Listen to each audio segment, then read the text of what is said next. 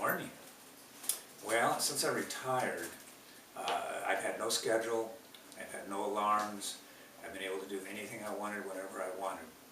And although most of you folks know that I'm not really into parties, weddings, or funerals, I really wanted to come by to say goodbye and say a few words to Karen and Bev. But unfortunately, a friend of mine whom I've known for about 45 years and haven't seen for 15 years is flying into the Burbank airport today at 2:30. So I prepared a couple things to say and gave them to Brian and asked him if he'd like to read them. And I think he was a little concerned about being politically incorrect. Not that I would ever say anything was politically incorrect, but he came up with this incredible idea. I've got a dog back here and Christmas presents. Savannah, come here. Anyway, that we should video this and put me on a silver screen or whatever you call that big screen nowadays, you young folks. So anyway, so here I am. And I don't have a teleprompter, so I'm sorry about that. You're going to have to see me reading my notes now, and then you're going to hear a dog barking in the background. It's absolutely impossible. So Karen, I'm so sorry that I couldn't be here, okay, in person, but anyway, here I am, sort of live. When Karen started working here about 35 years ago, she was basically jailbait. I had no idea that the government could hire someone so young. We were all amazed. So not counting my time in Hawaii, I've worked with Karen for over 30 years. It's always been a pleasure. She's always had a wonderful smile and always been cheerful. Although not many people know this, Karen actually went to a government-conducted class on how to be a bitch. I don't think that's really the name of the class, but it was something like that. And she failed because she was just too nice. No matter how hard she tried, she couldn't be a bitch. So what can I say? It was sort of like the Karen equivalent of the government is too big to fail, bail out. She was just too nice to be a bitch. That's it. I saw Karen go from receptionist to group secretary to compliance secretary and eventually office manager. I don't think I missed anything in there, but I apologize if I have. She's always been willing to help anyone and willing to take on any task herself. As office manager, we've all seen her appearing to be scattered in several directions at once. When you get to the bottom line, she actually knows her job really well and gets it done. Now, Next Gen, of course, came after my retirement, so I have no idea if Karen has crashed and burned with Next Gen like everybody else has, and along with Tom. So I'll just reserve my comments on that for another day. Finally, I'll never forget when she got together with a bunch of her drunk friends and decided that the office should throw me a surprise Halloween party when everyone dressed like me and tried to make themselves up to look like me. That, of course, was for a guy who doesn't do parties and weddings and funerals, but it was really great. I've never seen so many men and women in white sneakers, mop head hair, and Hawaiian shirts in my life. Unfortunately, it was one of the few days when I didn't wear a Jams World Hawaii shirt. I came in a relatively conservative purple plaid, so it was kind of a shame. I kind of lost some of the impact there. So to sum it up, I've been very fortunate to be part of Karen's work life over all these years.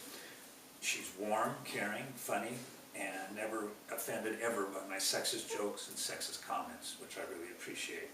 She's one of the best, and I'm sure everyone will miss her. And please don't hesitate to call her after her retirement to find out where she keeps all that crap, because only she knows where all that crap goes. Now for Beverly, she has been my dear friend for 40 years. She's always been a willing listener as well as the voice of reason and the official office shrink, as we all know. She's gone through all my personal crises with me. She's heard about 2 divorces, a breakup with a live-in lover, and various relationships and crushes I've had over the years. She always had wonderful, supportive advice, which I followed most of the time. She's also gone through the raising of my 3 kids with me. I had full custody of my 3 kids when they were 5, 7, and 9, and it wasn't easy. In fact, it was basically a nightmare. Although Bev has no kids, she has an ability to understand and make suggestions like almost no one else. She also helped me figure out how, after my live-in lover left, I went from becoming a single parent with 3 kids to a single parent with 5 kids. I was very close to my mother, and when she died in 1986, again, Bev was there for me. And what was always interesting is while I was telling Bev everything about my life, I never was quite able to get many details about her life. I do know one thing, she's been with Joe for over 40 years, so I guess Joe and her have been doing something right. Hopefully Joe's just been doing what Beverly tells him to do, which is the formula for most women, I think. Bev was always able to work with and resolve issues with the most difficult parties on her cases. As union president, she was always willing to try to work out any problems. After I became ARD on many occasions before sending out memos to staff, I would unofficially run them by Bev, who oftentimes suggested changes so that no one would misinterpret what I was saying. In almost all cases, I took her suggestions and I made the changes. I consider myself very fortunate to have worked with Bev for the last 34 out of my 38 years with the board. I was in Hawaii for 4 years when I wasn't working with her. I was also fortunate to have Bev on my ARD team for at least 2 years when I was ARD. Most importantly, I was fortunate to have Bev as one of my most special friends. I know Bev will be missed in the office while entering into her well-deserved retirement.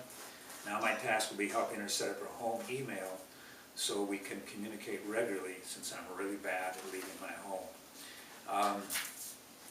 I have to add one thing unrelated to the retirements, is I had a dream last night. I dreamt that Tom had to go to Honolulu to help out for a couple months, and they asked me to come in as ARD for a couple months, which I was willing to do. I was going crazy with everything going in every direction, like it always has been and probably always will be. And Mike Posner of Posner and Rosen was in a hearing room trying to crank out a STIP with the, work it out with the employer, and they wanted me to go and help. And I kept forgetting to go into that room. I had so many things to do and I kept forgetting. And finally when I said, oh my God, I have to go into that hearing room, they'd already signed a STIP. And I was in reception, and Burt Reynolds was sitting there. And one of the, I don't remember who it was, one of the people in the office said, oh, Burt was so nice, they couldn't find anyone to type out the STIP. So Burt Reynolds typed it out for him. So I thanked him and told him it was very nice of him to type it out. He was appreciative. Go figure that one out, Freud, okay? Who knows? So Bev and Karen have a wonderful retirement. The rest of you have a wonderful rest of your day. I expect that you folks will be working an extra hour and a half this afternoon, this evening, past your regular quitting time to make up for this nice little party that you're having today. And of course you all know that I'm very serious about that. So take it easy.